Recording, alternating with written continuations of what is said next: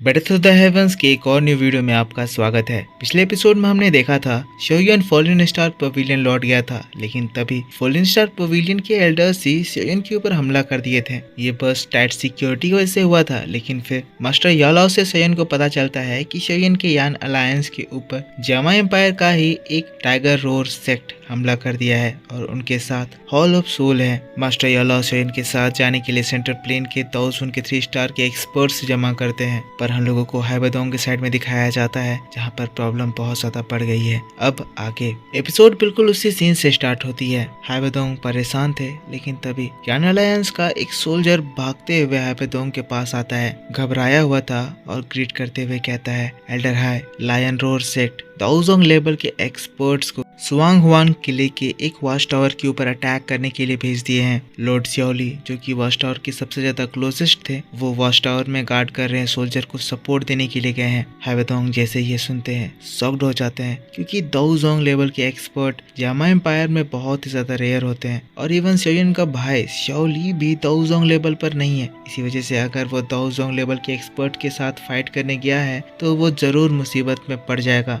हाइबेडोंग कहते हैं, मैं वहां पर जा रहा हूँ, तुम लोग यहीं पे रहकर इस फोर्ट्रेस को गार्ड करो। फिर सीन शिफ्ट होता है और हम लोगों को उस वॉच टावर को दिखाया जाता है। इस जगह पर तबाही मची हुई थी। शाओ क्लैन के सोल्जर्स इस जगह पर मार खा गए थे, लेकिन तभी सियोली वहां पर आता है। ताओजुन लेवल के इन एक्सपर्ट के ऊपर वो हमला करता है। सियोली दाओ वांग लेवल पर है, इसी वजह से सियोली के अटैक्स इन ताओजुन का कुछ भी नहीं बिगाड़ पाते हैं। इसके अटैक को ये बड़े आसानी से डिस्ट्रॉय कर देते हैं। 2 लोग मिलकर सियोली से फाइट करते हैं और अपने कम कल्टीवेशन लेवल की वजह से सियोली इन लोगों से हार जाता है, मार खाने लगता है, दीवार से जाकर टकराता है। ये लोग हंस रहे थे, सियोली का मजाक उड़ा रहे थे। जो यहाँ पर इन ताओजुन का लीडर है कहता है, सियोली तुम बेकार की मेहनत कर रहे हो, तुम्हारे कोई भी एफर्ट्स हमारे सामने काम नहीं आने वाले हैं। कहते हुए सियोली के ऊपर अपना प्रेशर अटैक करता है, जिससे सियोली हवा में ही जम सा जाता है। अब सियोली वहाँ अटका हुआ है, तो ये दोनों सोल्जर सियोली को मारने के लिए अटैक करते हैं। सियोली हिल नहीं पा रहा था, मरने वाला था, पर तभी उस जगह पर एल्डर हाइबेडोंग आते हैं। उन दोनों ताओजुन को अपनी पावर से उड़ा देते हैं। हाइबेडोंग अभी ताओजुन लेवल पर हैं, इसी वजह से वो जो दोनों सोल्जर्स थे वो अपने लीडर के पास वापस लौट आते हैं। ये जो ताओजुन कमांडर है हाइबेडोंग को देखकर कहता है, हाइबेडोंग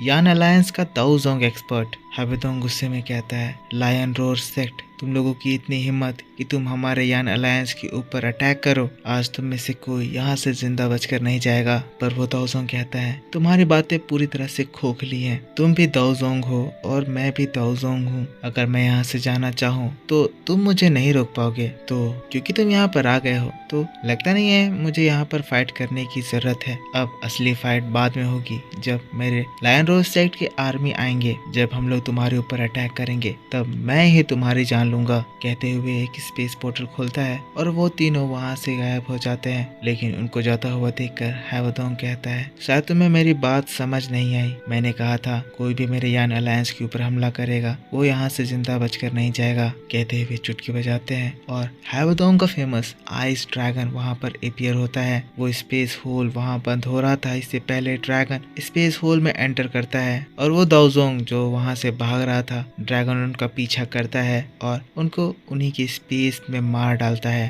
तब इस ताओजुन को समझ में आता है कि हाइबेडोंग ताओजुन नहीं बल्कि ताओजुन की पीक लेवल पर है। पोर्टल डिस्ट्रॉय होता है। हाइबेडोंग स्टाइल में उन लोगों को देखता है। इस थोड़े से एक्शन के बाद फिर से सीन शिफ्ट होता है और हम लोगों को फॉरेन स्टार पवेलियन को दिखाया जाता है। मास्टर यालाओ ने जो इनविटेशन भेजा था उसकी वजह से बहुत सारे लोग यहाँ पर आ गए हैं। चेन कहता है, आखिर इतने ज्यादा लोग यहाँ पर कैसे आ गए? लगातार ये लोग आते ही जा रहे हैं। ऑलरेडी हम लोगों ने 20 ताओजुन के 3 स्टार के एक्सपर्ट रिक्रूट कर लिए हैं, पर अभी भी रिवॉर्ड के लिए और ताओजुन एक्सपर्ट यहाँ पर आते ही जा रहे हैं। लगता है एक 8 रैंक का अल्केमिस्ट का इन्फ्लुएंस काफी ज्यादा हाई होता है। शोयन बड़ा खुश है क्योंकि शोयन भी 8 रैंक का मेडिसिन बना पाता है। मास्टर यालाओ जो कि एग्रीमेंट पेपर देख रहे थे कहते हैं, शोयन कल्टीवेशन पावर के मुकाबले एक अल्केमिस्ट की स्किल ज्यादा पावरफुल मानी जाती है। शोयन अपने टीचर के लेसन को समझता है, कहता है मैं इस बात को हमेशा याद रखूंगा। लेकिन फिर इतने ज्यादा लोग जो यहाँ पर आ गए हैं इस वजह से फेंग जुनजी हंसने लगते हैं। कहते हैं, यालाओ तुम इतने सारे लोगों को यहाँ बुला तो लिए हो, पर लगता है अब तुम्हें उन सभी के लिए तब तक बिल बनाना होगा जब तक तुम्हारे हाथ न दर्द कर जाएं। फेंग जुनजी की बात को सुनकर यालाओ हंसने लगते हैं, कहते हैं तुम बहुत अच्छा जोक मारते हो। लेकिन उसके बाद फिर शेयन से कहते हैं, शेयन अनफॉर्चुनेटली इस वक्त में भी मैं तुम्हारे साथ नहीं आ पाऊंगा, मुझे अभी भी फॉलिन स्टार पवेलियन को गार्ड करने के लिए यहीं पे रहना होगा। फॉलिन स्टार पवेलियन अभी भी बहुत सारे खतरों से घिरा हुआ है। सबसे बड़ा खतरा हॉल ऑफ सोल के टैक्टिक्स, अगर मैं यहाँ ना रहूँ तो वो फॉलिन स्टार पवेलियन के ऊपर हमला कर सकते हैं। पर हाँ, अच्छी बात ये है कि हमारा फॉलिन स्टार पवेलियन कुछ समय पहले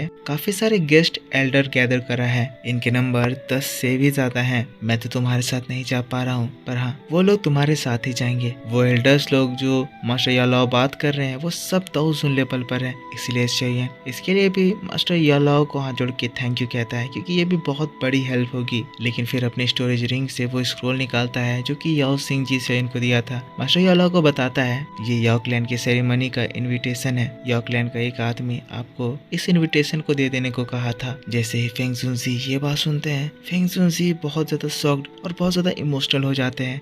जरूर ही इसमें कोई खास बात होगी। मास्टर यालाओ भी इमोशनल थे, लेकिन वो कुछ रिएक्ट नहीं करते हैं। स्क्रोल को ले लेते हैं और फिर कहते हैं ये मैटर अभी अर्जेंट नहीं है, हम इसके बारे में बाद में डिस्कस कर लेंगे। कहते हुए शांति से वहां से चले जाते हैं। पर हमें समझ में आता है कि कुछ तो बहुत बड़ा बात है। चलो ये वाली बात तो हम लोगों को तो पता चलेगी जब जमा एम्पायर वाला आर्क ओवर होगा। पर यहाँ से सीन शिफ्ट होता है और हम लोगों को उस एरिया को दिखाया जाता है जहाँ पे fallen star pavilion space wormhole बनाया है। यहाँ पर हम लोगों को 1000 लेवल के सोल्जर्स को भी दिखाया जाता है जो कि रिवॉर्ड के लिए इस जगह इकट्ठा हुए हैं। यहाँ पर फॉलिन स्टार पवेलियन के वो गेस्ट एल्डर भी हैं जिसके बारे में मास्टर यालाओ बात कर रहे थे। ये सभी लोग अब शेयन के साथ यमा एम्पायर जानने वाले हैं। तभी यालाओ, शेयन और फेंग जुनजी वहाँ पर आते हैं। यहाँ पर जो 1000 लेवल के एक्सपर्ट रिवॉर्ड के लिए आए हैं शेयन को देखते हैं, देखकर शॉक्ड रह जाते हैं। कहने लगते हैं क्या ये फॉलिन स्टार पवेलियन के यंग मास्टर हैं? ये कितने ज्यादा यंग है पर फिर भी कितने ज्यादा स्ट्रॉन्ग है। तब शेयन उन लोगों को अप्रोच करता है, कहता है सभी लोग मेरी बात ध्यान से सुने। मैं श्योर हूँ कि आप सभी को पता है कि आप यहाँ पर क्यों इकट्ठा हुए हैं। आप सब लोग जान रहे होंगे कि हमारे जर्नी का पर्पस क्या होने वाला है। इसीलिए मैं होप करता हूँ कि आप सभी लोग मेरे हर कमांड को फॉलो करेंगे। बारबेरियन ग्रुप से एक पर्सन कहता है, यंग पवेलियन मास्टर आप बिल्कुल भी चिंता ना करें, उन मामूली लोगों की सेना हम लोगों को कुछ भी नहीं बिगाड़ पाएगी, हम लोग श्योरली ही उन्हें डिफीट कर देंगे। दूसरे लोग कहते हैं हाँ हम लोग आपका पूरा साथ देंगे, आपकी सारी बात मानेंगे और बीच में हम लोग आपको धोखा ना देंगे, ना ही अपना दिमाग बदलेंगे। शेयन कहता है आप सभी लोगों का धन्यवाद। तो चलो अब यहाँ से चलते हैं हमारी नई जर्नी में, जहाँ हम लोगों को यान अलायंस को डिफेंड करना है। यान अलायंस को बचाते हुए लायन रोर सेट को एलिमिनेट करना है। शेयन की बात सुनते ही सभी लोग जोश में आ जाते हैं। शेयन की बातों को दोहराते हैं, यान अलायंस को डिफेंड और लायन रोर सेट को एलिमिनेट। यंग पवेलियन मास्टर हम लोग आपके सारे ऑर्डर्स फॉलो करेंगे। जिसके बाद शेयन इशारा करता है और फिर